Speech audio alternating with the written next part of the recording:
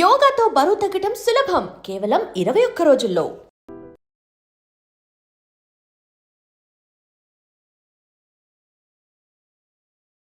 నేను మీకు ఇవాళ చెప్తా ఉన్నా, జిహెచ్ఎంసీ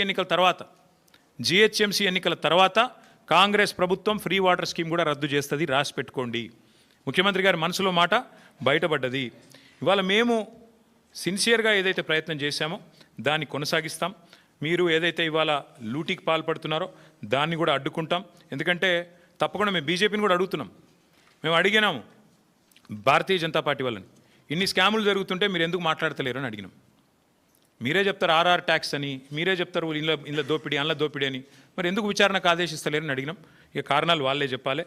ఒకటి మాత్రం పక్కా, ఇదివరకు ఎట్లయితే హైదరాబాద్ దాహార్తి తీర్చినామో మరి గోదావరి నీళ్ళని తీసుకొచ్చి భవిష్యత్తులో కూడా మళ్ళీ హైదరాబాద్కి న్యాయం చేసేది, రింగ్ మెయిన్ ప్రాజెక్టు పూర్తి చేసేది, అల్టిమేట్గా మూసీ ప్రాజెక్టు కూడా పూర్తి చేసేది కేసీఆర్ ప్రభుత్వమే. కానీ ఈరోజు జరుగుతున్న దోపిడీ విషయంలో, ఈరోజు జరుగుతున్న ఈ క్రిమినల్ కుంభకోణం విషయంలో రాష్ట్ర ప్రజలు కూడా ఆలోచించాలి. కాళేశ్వరాన్ని బద్నాం చేయాలి, అంచనాలు పెంచాలి, బ్లాక్ లిస్ట్ చేయాల్సిన ఏజెన్సీకి కాంట్రాక్ట్లు అప్పచెప్పాలి. ఎవరి కోసం ఇదంతా? రాష్ట్ర ప్రజలు కూడా ఆలోచించాలని చెప్పి కోరుతూ, తప్పకుండా అవసరమైతే మా పార్టీ తరఫున న్యాయ పోరాటానికి కూడా వెనుకాడం. ఎందుకంటే మా తెలంగాణ భవన్ ఇదివరకే జనతా గ్యారేజ్గా మారిపోయింది. మూసి మొత్తం బాధితులంతా మా కాడికే వచ్చి మొరబెట్టుకున్నారు. అది ఇప్పటికీ న్యాయ పోరాటం చేస్తూనే ఉన్నాం. భవిష్యత్తులో కూడా ఈ కుంభకోణం మీద కూడా తప్పకుండా మా పార్టీ తరఫున న్యాయ పోరాటం చేస్తామని చెప్పి కూడా మీ అందరికి తెలియజేస్తూ మీ అందరికీ thank you.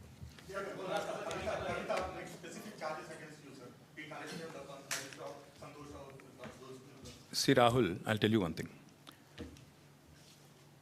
Whatever had to be discussed has been discussed in the party. Action has been taken. Once action has been taken, there is nothing further that I can add or comment. Because whatever had to be discussed internally on party forums, we have done that. And we have acted. And therefore, after the action has been taken, there is nothing further for me to comment or elaborate on. Thank you. Yes, ఇప్పుడు దాదాపు 20-25 రోజుల కింద అనుకుంటాను ఉపరాష్ట్రపతి ఎన్నికల ఘట్టానికి తెరలేసినప్పుడు మేము స్పష్టంగా చెప్పాం, రాష్ట్రంలో 70 లక్షల మంది రైతులు, ఈరోజు మనం ఈ నిమిషం ఇక్కడెక్కడైతే మాట్లాడుతున్నామో, ఈరోజు మనం ఇక్కడున్నాం హైదరాబాద్లో, లక్షల మంది రైతులు ఇవాళ క్యూలలో ఉన్నారు ఎరువుల దుకాణాల ముంగట. రాష్ట్ర వ్యాప్తంగా, ఒక జిల్లా కాదు అన్ని జిల్లాల్లో ఎక్కడికక్కడ కొట్టుకుంటున్నారు, మహిళలు కొట్టుకుంటున్నారు, మహిళా రైతులు. అంత అరాచకమైన పరిస్థితి ఉంది. 20-25 రోజుల కిందట మేము మా పార్టీ నుంచి డిమాండ్ చేసినాం, ఇది రాష్ట్ర ప్రభుత్వ వైఫల్యమా, కేంద్ర ప్రభుత్వ వైఫల్యమా, ఎవరిది అన్నది మీరు తెలుసుకోండి, కానీ రైతులకు ఎరువులు అందించండి. మీరు అందిస్తే తప్పకుండా మీకు మద్దతు ఇచ్చే అంశం పరిశీలిస్తామని చెప్పాం. We have nothing against the 2 candidates. ఇద్దరు మంచోళ్ళే కావచ్చు, justice Reddy and CP Radhakrishnan ఇద్దరు కూడా మంచోళ్ళే కావచ్చు, మేము కాదంటలేదు. కానీ ఇవాళ వాళ్ళు ఇద్దరు అభ్యర్థులు కూడా 2 వ్యవస్థలకు ప్రతినిధులు. అటు ఎన్డీఏ, ఇటు ఇండియా, ఈ 2 కూటమిలకి వారు ప్రతినిధులు. వారు వ్యక్తులుగా కాదు నించున్నది, ఇండిపెండెంట్గా నించోలేదు. ఒకరు కాంగ్రెస్ తరపున, ఒకరు బీజేపీ తరపున నించున్నారు. ఇటు కాంగ్రెసు అటు బీజేపీ ఇద్దరూ కూడా ఈ రాష్ట్ర రైతులను వేధిస్తున్నారు, సతాయిస్తున్నారు, చావగొడుతున్నారు. వాళ్ళు ముష్టి యుద్ధాలకు తిరిగే ఒక అరాచక పరిస్థితి తెచ్చిపెట్టినారు. 20-25 రోజుల కింద మేము హెచ్చరించినా, అప్రమత్తం చేసినా ఇంతవరకు కేంద్ర ప్రభుత్వం స్పందించలేదు, రాష్ట్ర ప్రభుత్వం స్పందించలేదు. అందుకే 70 లక్షల మంది తెలంగాణ రైతన్నల తరపున మేము నిర్ణయం తీసుకున్నాం. నిజానికి నోటా ఉంటే ఎన్నికలు బహిష్కరించడం మంచిది కాదు, ప్రజాస్వామ్య ప్రక్రియలో పాల్గొనాలి. నోటా అనే బటన్ ఉంటే అందులో నోటా కొత్తటోళ్ళం, కానీ నోటా లేదు. అటో ఇటో ఏదో రెండిట్లో ఏదో ఒకటి చేయాల్సిన పరిస్థితి ఉంది. అందుకే ఈ ఎన్నికలు మేము we are abstaining, we are not going to participate as a party. నిన్నగాక మొన్న 2 రోజుల కిందట మా రాజ్యసభ ఫ్లోర్ లీడర్ సురేష్ రెడ్డి గారిని, అదేవిధంగా అందుబాటులో ఉన్న రాజ్యసభ సభ్యుల్ని పెద్దలు కేసీఆర్ గారు లంచ్కి పిలిచారు. మీటింగ్ కూడా అయింది, చర్చ కూడా జరిగింది ఏం చేద్దామని. చర్చించిన తర్వాతనే, అందుబాటులో ఉన్న ముఖ్యులతో కూడా చర్చించిన తర్వాతనే నిర్ణయం తీసుకున్నారు.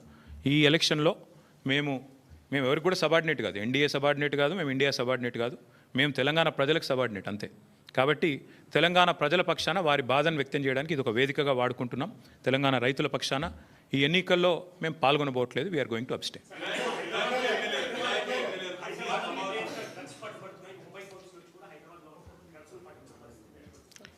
తెల్లారు లేస్తే బిల్డప్లు, ఒకటి ఈగల్ అని, ఇంకోటి హైడ్రా అని, నేను 18 గంటలు పనిచేస్తా అని, నేనే హోంమంత్రిత్వ శాఖ కావాలని నా దగ్గర పెట్టుకున్నా అని. కానీ చేసే పని ఏంది? నిమజ్జనం కాడికి పోయి ఇట్లా చూసినట్టు చేసుడు యాక్టింగు, లేదంటే మా సోషల్ మీడియాలో ఏ పిల్లగాడు ఏం పోస్ట్ పెడుతుండో చూసుడు, రీట్వీట్ వస్తే 20 రోజులు జైల్లో పెట్టుడు, సోయి లేదా కేసీఆర్ మీద సిబిఐ కేసు. అంటే టీఆర్ఎస్ నాయకత్వం మీద బీఆర్ఎస్ నాయకత్వం మీద పెట్టిన శ్రద్ధ దృష్టి. నేను ఈ ముఖ్యమంత్రిని అడుగుతున్నా, నీకు అసలు సిగ్గుందా? మహారాష్ట్ర పోలీసు వాళ్ళు వచ్చి ఇక్కడ నెలల తరబడి ఆ కంపెనీలో కూలీలుగా చేరి కార్మికులుగా చేరి నెలల తరబడి పరిశోధించి చివరికి అది డ్రగ్స్ అని తెలుసుకున్న తర్వాత నిర్ధారించుకున్న తర్వాత నీకు ఖబర్ లేకుండా, నీ పోలీసు వాళ్ళకి ఖబర్ లేకుండా నీ ఇంటెలిజెన్స్ వ్యవస్థ కుప్పగూలిపోయి వాళ్ళు వచ్చి దాడి చేసి, మహారాష్ట్ర పోలీసు వాళ్ళు వచ్చి హైదరాబాద్లోని చర్లపల్లిలో దాడి చేసి 12,000 కోట్ల డ్రగ్స్ పట్టుకున్నారు.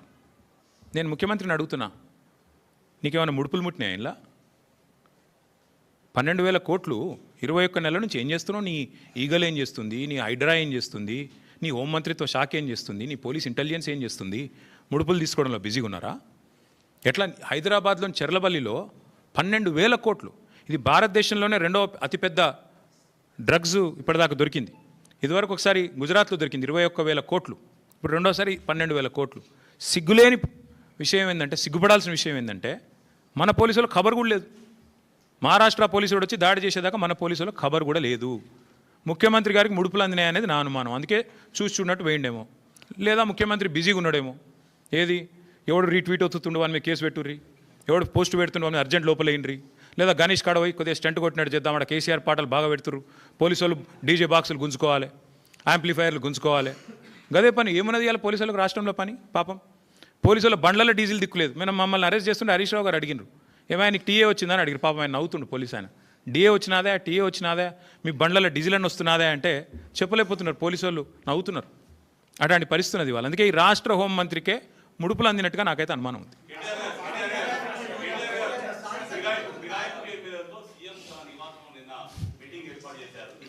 మీరు ఇన్ని బాంబులు ఒకేసారి ఆడితే ఎట్లా?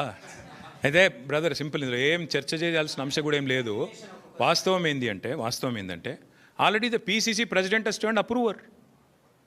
పీసీసీ ప్రెసిడెంట్ తన నేర ఆరోపణను అభియోగాన్ని ఒప్పుకున్నాడు ఆల్రెడీ బహిరంగంగా.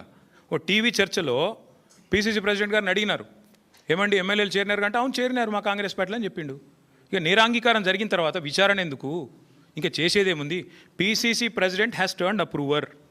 One of the MLAs also he's turned approver. Kadiyam Srihari చెప్పిండు ఓపెన్గా, నేను కాంగ్రెస్ పార్టీలో చేరినా. మొన్ననే చెప్పిండు, తెచ్చుకోండి, బైట్స్ ఉన్నాయి కదా. స్పష్టంగా అప్రూవర్గా మారిపోయిన తర్వాత పీసీసీ అధ్యక్షుడు, కాంగ్రెస్ పార్టీ అధ్యక్షుడు, ఇంకా విచారణ ఏముంది? ఇంకోటి ఏముంది చేయనికే? అలా మళ్ళీ ముఖ్యమంత్రి గారు సమావేశం పెట్టుడు ఏముంది? అసలు నాకు అర్థం కాదు. ఏం సందేశం ఇస్తున్నారు? తెల్లారలేస్తే కాన్స్టిట్యూషన్ బుక్ పట్టుకొని తిరుగుతారు. ఇక్కడ మీ పీసీసీ ప్రెసిడెంట్ అప్రూవర్ అయిపోయిండు, మీ ఫిరాయించిన ఎమ్మెల్యేలు అప్రూవర్లు అయిపోయినరు. కొత్తగా ఏముంది పరిశోధించి విచారించి సాధించేది? ఏం లేదు కదా. ఐ థింక్ ఇక విల్ స్టాప్ హియర్. ఇక మిగతా విషయాలు 100 ఉన్నాయి, మళ్ళీ మాట్లాడుకుందాం. కాకపోతే ఈ మూసీ కుంభకోణం దయచేసి అది చూడండి కొద్దిగా. మీరు రేపు రాస్తారో రాయరో మరి ఎవరేందో కూడా ప్రజలు చూస్తారు. ఎవరు రాస్తారో ఎవరు రాయరో కూడా ప్రజలు చూస్తారు.